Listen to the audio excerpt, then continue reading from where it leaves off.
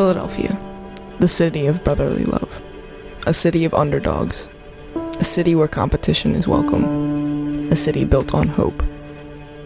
That hope is still there. It's in the promising sight of the skyline, and in Center City where the high-rises touch the clouds. Hope makes its way down Broad Street.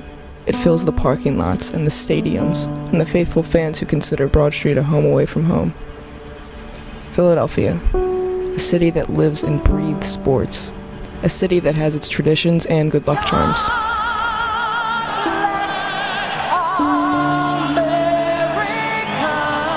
A city of Cinderella stories and games deemed miracles. In the 1970s, Philadelphia didn't have much to be proud of.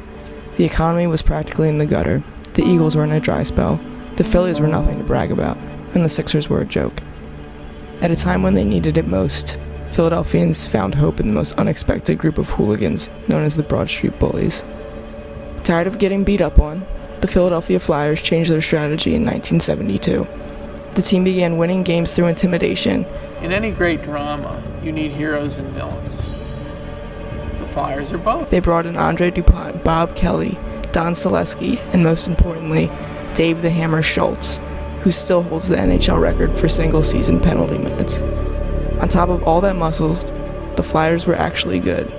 With the talent of Bill Clement, Barry Ashby, Bobby Clark, and Bernie Parent fused together with the rawness of the Flyers enforcers, the team became unstoppable. The Flyers battled the Boston Bruins and Bobby Orr in the '74 Stanley Cup Finals. The Bruins won the first game in Boston, but the Flyers managed to take games 2, 3, and 4.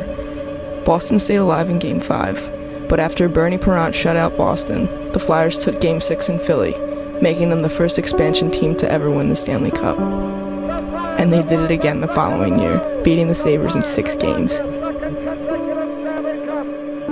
The blueprint of the Philadelphia Flyers hasn't changed since the days of Dave Schultz and Bobby Clark. But no team has embodied the spirit of Philadelphia quite like the Broad Street Bullies.